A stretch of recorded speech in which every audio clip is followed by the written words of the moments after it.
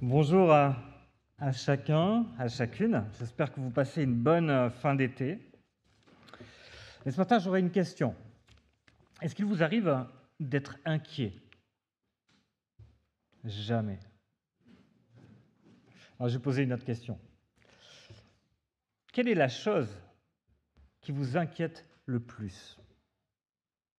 Ayez une chose en tête. Quelle est la chose qui vous inquiète le plus? On dit assez facilement que nous sommes dans une société anxiogène qui multiplie les situations pour nous rendre anxieux. La santé.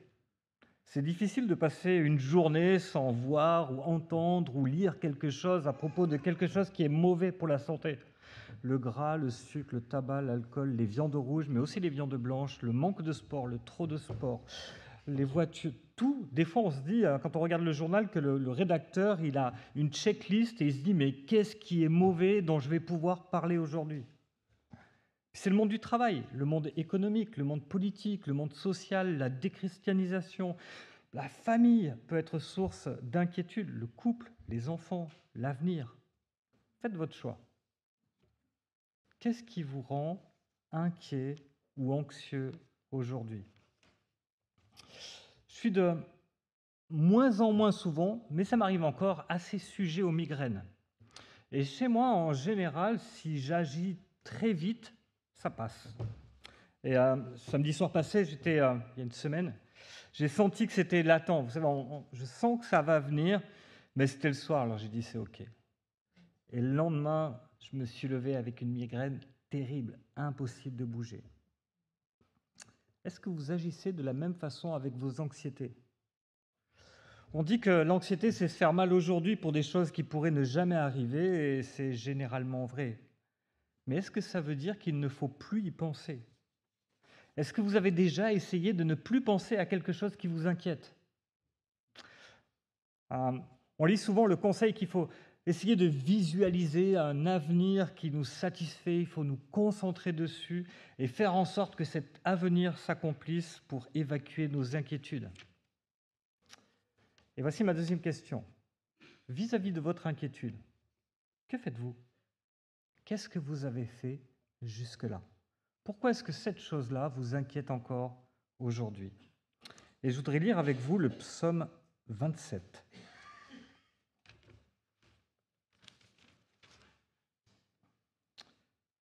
Je suis page 377 si vous avez la même version que moi.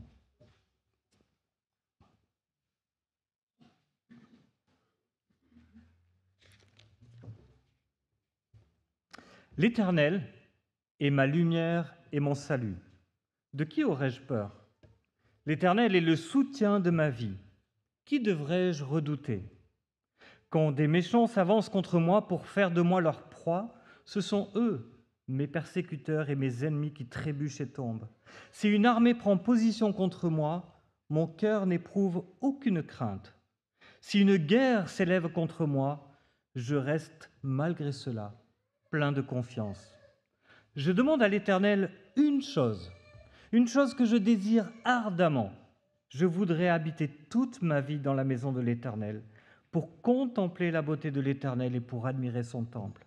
Car il me protégera dans son tabernacle le jour du malheur, il me cachera sous l'abri de sa tente, il m'élèvera sur un rocher. Déjà ma tête se dresse au-dessus des ennemis qui m'entourent.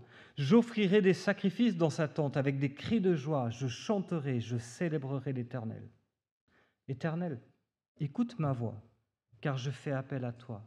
Aie pitié de moi et exauce-moi. Mon cœur dit de ta part, recherchez-moi. Je te recherche, Éternel. Ne me cache pas ton visage, ne me repousse pas avec colère ton serviteur. Tu es mon secours, ne me laisse pas, ne m'abandonne pas, Dieu de mon salut. Même si mon père et ma mère viennent à m'abandonner, l'Éternel m'accueillera. Éternel, enseigne-moi ta voie, conduis-moi dans le sentier de la droiture à cause de mes ennemis. Ne me livre pas à la merci de mes adversaires, car de faux témoins s'attaquent à moi, des hommes qui ne respirent que la violence. Oh, si je n'étais pas sûr de voir la bonté de l'Éternel au pays des vivants. Espère en l'Éternel, fortifie-toi et que ton cœur s'affermisse. espère en l'Éternel. Alors, est-ce que nous devrions essayer de mettre de côté nos inquiétudes? Est-ce qu'on devrait essayer de se dire, bon, de toute façon, ça va aller, hein, les choses, il y a de fortes chances que ça ne se passe pas, donc je n'ai pas besoin de m'inquiéter pour cela. Est-ce qu'on doit vraiment essayer de se focaliser sur un avenir où finalement nos inquiétudes n'existeraient pas? Eh bien, c'est assez étonnant, mais David semble faire exactement le contraire. Regardez au verset 3. « Si une armée prend position contre moi, il est en train d'imaginer qu'une armée vienne s'attaquer à lui. » Ce n'est pas ce qui est en train de se passer. Plus fort encore, regardez au verset 10. « Même si mon père et ma mère viennent à m'abandonner. » Mais ce n'est pas le cas. C'est absolument pas le cas. À nulle part, il n'est question que son père ou que sa mère veuille l'abandonner. On n'a aucune trace qui nous laisserait penser que son père ou sa mère puisse, à un moment, l'abandonner. Il est en train de s'imaginer le pire qui pourrait lui arriver. Faire face à la guerre de ses ennemis ou être abandonné par ses plus proches. Pourquoi est-ce qu'il fait cela? À quoi est-ce que ça ressemble? Peut-être à quelque chose que vous avez prononcé il y a plus ou moins longtemps, que vous allez bientôt prononcer. Nous nous marions pour le meilleur et pour le pire. Vous savez, je te promets de rester fidèle dans le bonheur, dans les épreuves, dans la santé, dans la maladie, de t'aimer tous les jours de ma vie. Et face à un avenir qui est incertain, David se réengage envers Dieu. Il imagine le pire et il dit, mais même dans le pire, je sais que tu es avec moi. Concrètement, comment est-ce qu'il fait cela? Comment est-ce que nous pouvons, de manière très pratique, de manière très concrète, affronter nos inquiétudes et nos anxiétés? 3 choses. La première, accrochons-nous à ce que nous savons de Dieu. Accrochons-nous à ce que nous savons de Dieu. Si vous regardez le début de ce psaume, David se parle à lui-même en fait. Il dit « Dieu est ma lumière, de qui aurais-je peur? Dieu est mon soutien, qu'est-ce que je pourrais bien redouter ?» Alors quand on habite près d'une ville, on ne se rend pas bien compte de ce que c'est que l'obscurité. Il m'est arrivé de me balader dans les bois, vers chez mes parents en Ardèche, et il n'y a aucune ville à proximité. Et si c'est une nuit sans lune, il fait absolument noir. Vous ne voyez absolument pas où vous mettez le pied. C'est absolument impossible. C'est noir obscur. Et dans ce noir, les petits craquements, les petits bruits ou les gros bruits prennent une coloration un peu particulière, inquiétant, angoissant. Mais si vous allumez votre lampe, tout de suite, on se sent rassuré. La parole de Dieu est notre lumière sur notre sentier. Et en fait, elle dissipe la peur et les incertitudes. Mais il dit, il est une lumière et il est une forteresse.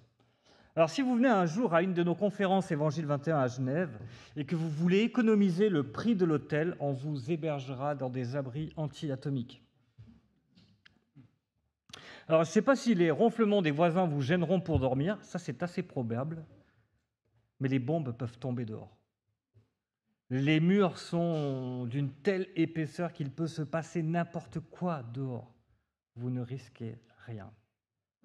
Et voilà qui est Dieu pour moi dans les épreuves, dit David.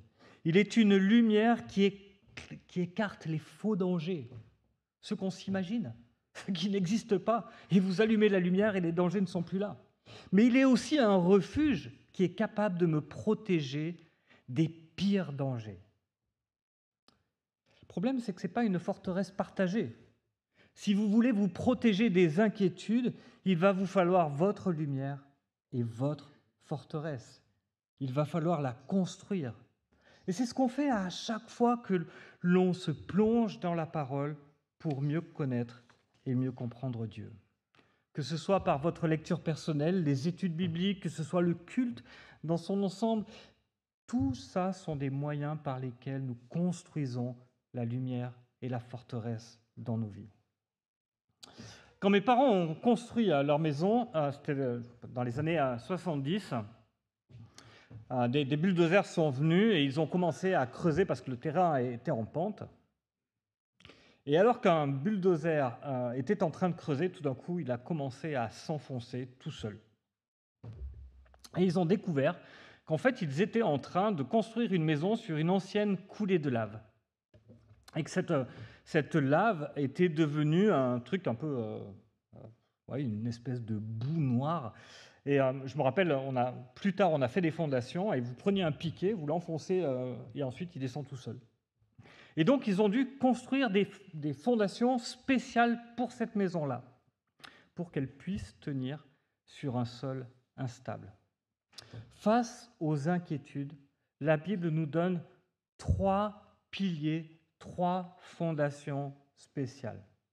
Le problème, c'est qu'il faut les avoir les 3. Si vous en avez une, vous êtes déséquilibré et votre maison va s'enfoncer sur le côté. 3 fondations. La première, c'est que Dieu est souverain. Dieu est souverain. Il a le contrôle sur ce monde et ce qui m'arrive, bien ou mal. Il n'est jamais surpris. Il n'est jamais impuissant. Et c'est la première vérité sur laquelle on peut s'appuyer. Dieu est souverain. Ce n'est pas suffisant. Il faut aussi savoir que Dieu est bon. C'est parce que si Dieu est souverain et qu'il n'est pas bon, on est mal. Dieu est bon, il n'est pas capable du mal. Il n'est jamais responsable du mal. Il change le mal en bien. C'est ce que dit Joseph à ses frères. Vous aviez projeté de me faire du mal, et à cause de leurs actions, Joseph a subi beaucoup d'épreuves, mais Dieu l'a changé en bien. Dieu a sauvé son peuple au travers du mal que vous aviez projeté. Dieu est souverain, Dieu est bon.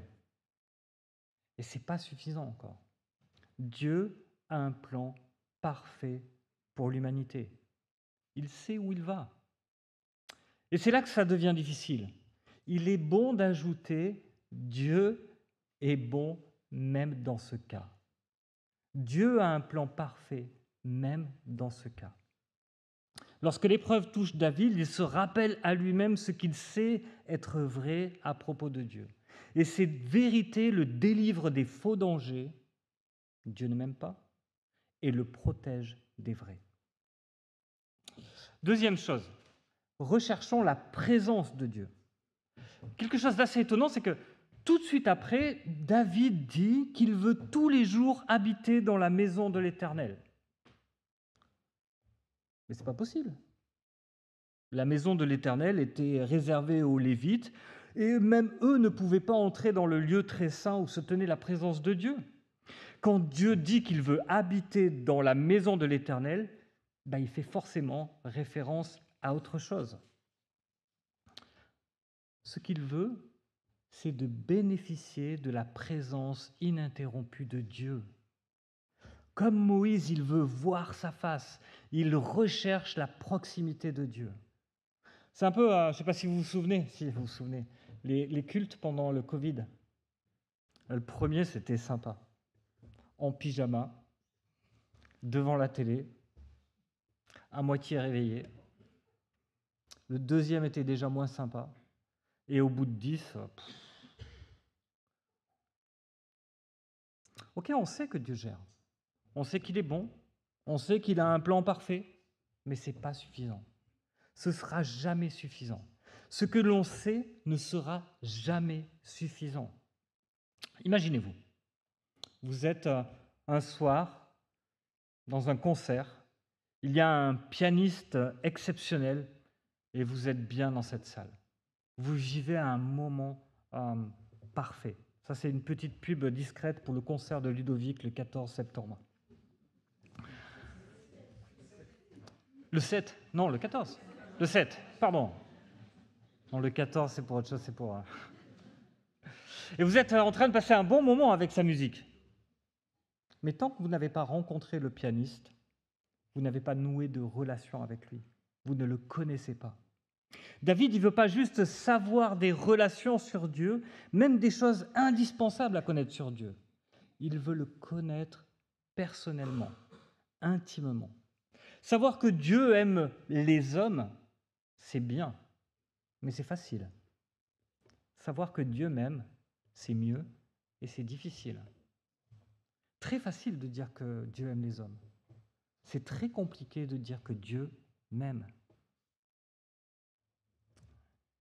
Savoir que Dieu m'aime parce que nous avons une relation avec lui.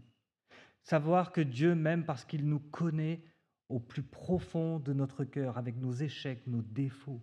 C'est vraiment différent. Si Dieu est votre bien le plus précieux, vous êtes en parfaite sécurité. Si Dieu est plus précieux que votre santé, que votre travail, que votre mariage, que votre église, que votre sécurité, si Dieu est plus précieux que toute autre chose, parce que vous le connaissez intimement, vous ne risquez plus rien. Et c'est pour ça que David veut contempler la bonté de Dieu. Il veut être émerveillé par Dieu. Imaginez une randonnée, une longue randonnée, une très longue randonnée. Vous êtes parti aux aurores, à la fraîche, vous avez marché toute la journée et ça ne fait que grimper. Vous êtes sur les genoux, vous êtes épuisé, mais vous arrivez au sommet. Vous savez ce qui se passe à ce moment-là? Au moment où vous découvrez la vue, la fatigue disparaît. Vous étiez sur les genoux, vous découvrez la vue et la fatigue disparaît. Le fait d'être inondé par la beauté de la création nous remplit un peu comme une énergie nouvelle. Dieu est la source de toute beauté. Il est infiniment beau, glorieux. Plus vous passez de temps en sa présence, plus vous êtes rempli, transformé.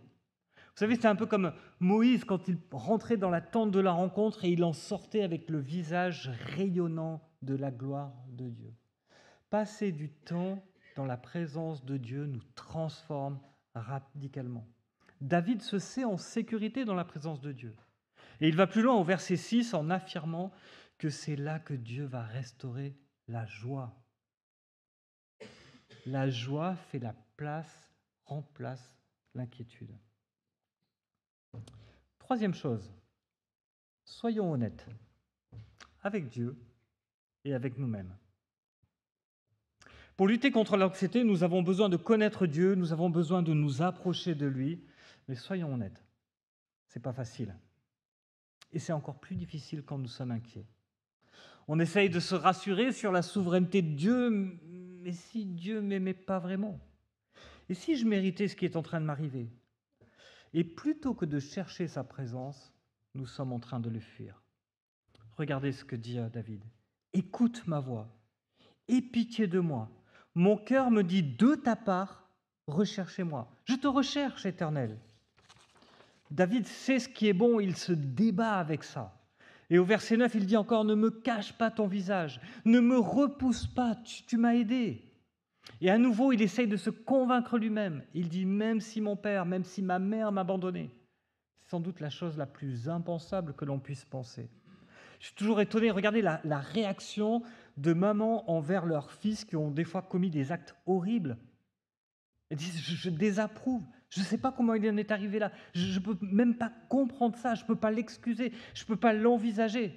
Mais c'est mon fils, je l'aime. David se convainc que même si son père, sa mère l'abandonnaient, toi Dieu, tu ne m'abandonnerais pas. Et David se débat honnêtement avec Dieu. Il confronte sa foi, ses doutes et il s'en remet à Dieu. Dieu connaît nos cœurs bien mieux que nous. Et même avant que nous ayons pensé quoi que ce soit, il le sait déjà. Mais pour nous, c'est des fois plus compliqué. Augustin a dit « L'anxiété est une chose très très utile. Cela en dit long sur vous-même, car vous pouvez toujours suivre vos inquiétudes jusqu'aux choses qui vous asservissent. » Et il ajoute « Notre cœur est sans repos tant qu'il ne se repose pas sur toi, Seigneur. » Et en fait, il faut voir l'anxiété ou l'inquiétude un peu comme un voyant d'alerte sur le tableau de bord de votre véhicule. Le problème, ce n'est pas l'anxiété en elle-même, C'est un signal d'alarme. Le problème, c'est de laisser l'anxiété envahir, paralyser nos vies, la laisser nous faire douter de Dieu, la laisser nous isoler, la laisser nous conduire à pécher, la laisser nous tourner vers des addictions qui vont masquer cette anxiété. Et David, ici, va présenter honnêtement 3 requêtes à Dieu. Enseigne-moi ta voie. Montre-moi ce que tu fais. La vie chrétienne, c'est un appel à mourir et à vivre. Nous devons mourir à nous-mêmes. Et Dieu va nous y aider. Que l'on le veuille ou pas, Dieu va nous y aider. Nous devons mourir pour qu'il puisse vivre en nous. Peu à peu, il va nous délivrer de nos attachements, de nos assurances injustes, pour devenir notre seul appui. Il y a un voyant sur mon tableau de bord. Ça veut dire quoi? Sonde-moi, ô Dieu, connais mon cœur, éprouve mes pensées, regarde si je suis une mauvaise voie. C'est la prière de David. Conduis-moi sur la voie de l'éternité. C'est sa deuxième requête. Nos émotions sont une chose et on a peu de contrôle sur elles. Mais nous contrôlons ce que nous faisons. Nous contrôlons ce que nous disons. Dans la confusion de nos émotions, il est bon de se laisser conduire par Dieu, reconnaître notre besoin de Dieu. Je sais ce que je perçois, je sais que ce n'est pas vrai. Je suis dans les mains de mon employeur, pas dans les mains de mon employeur, mais dans les tiennes. Ce n'est pas ma santé physique qui me donne le bonheur, c'est toi. Conduis-moi dans la vérité. Et écarte-moi des mensonges qui m'assaillent. Et dernière requête, ne me livre pas à mes ennemis. Il vient enfin de parler du sujet de son inquiétude et il le remet à Dieu. La vie chrétienne, ce n'est pas du masochisme, hein. C'est normal de ne pas vouloir être malade. C'est normal de ne pas vouloir être au chômage. Seigneur, garde-moi. David dit qu'il voit le complot contre lui. Il a de bonnes raisons d'être inquiet. Il confie son inquiétude à Dieu. Pierre dira plus tard dans sa première lettre, « Déchargez-vous sur lui de tous vos soucis, car lui-même prend soin de vous. » Nous accrocher à ce que nous savons de Dieu. Nous devons nous accrocher à ce que nous savons de Dieu. Rechercher la présence de Dieu, lutter honnêtement avec Dieu. Et qu'est-ce qui se passe? Ça, c'est la question qu'on se pose souvent, en fait. Parce qu'aujourd'hui, tout est instantané. Une lettre pouvait prendre des semaines, puis elle s'est mise à prendre des jours, et maintenant, au bout de quelques secondes, et au bout de 3 minutes, vous recevez un deuxième courrier qui vous dit « T'as bien reçu mon mail que je t'ai envoyé? Parce que tu ne m'as pas répondu. » Dieu travaille dans le temps. Dieu travaille dans nos vies. Certains psaumes finissent par une réponse de Dieu avec une louange de l'auteur. Dieu m'a répondu. Et d'autres finissent comme celui-ci, avec un espoir en Dieu. Espère en Dieu. Souvent, nous ne comprenons même pas ce que Dieu fait. Nous prions et nous attendons. Dans d'autres psaumes, David va s'écrier « Jusqu'à quand ?» tellement l'épreuve est longue et dure. Attendons, mais pas sans rien faire. Attendons-nous à Dieu. Confions que dans cette vie encore, nous verrons la bonté de Dieu. Nous nous accrochons à Dieu, nous recherchons sa présence et nous luttons honnêtement avec lui. Remets ton sort au Seigneur et confiance en lui. C'est lui qui agira. Je voudrais juste encore prier avec vous.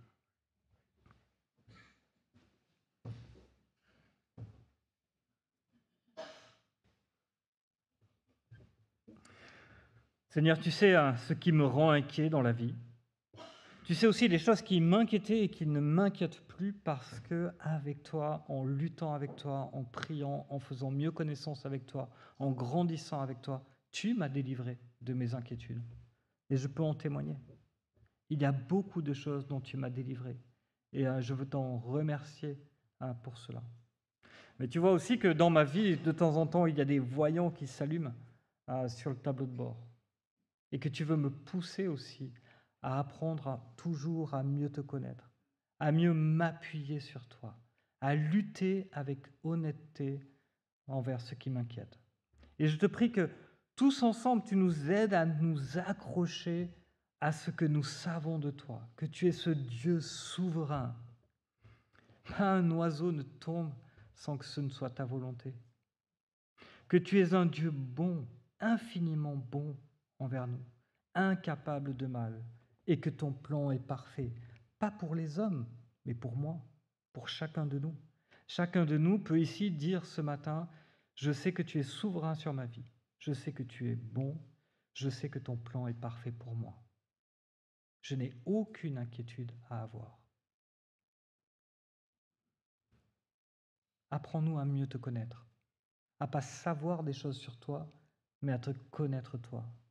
Aide-nous à être émerveillés par ta personne, pour que tu puisses nous transformer jour après jour par ta beauté. Que, au fur et à mesure que nous connaissons, que nous voyons comment tu agis dans nos vies, dans celles de ceux qui nous entourent, comment tu as agi dans l'histoire, nous soyons tellement impressionnés par toi que toutes nos inquiétudes disparaissent. Aide-nous à être patients. Pas patients laxistes, patients actifs. Luttons avec toi sur les sujets de nos inquiétudes. Apprenons jour après jour à te faire confiance.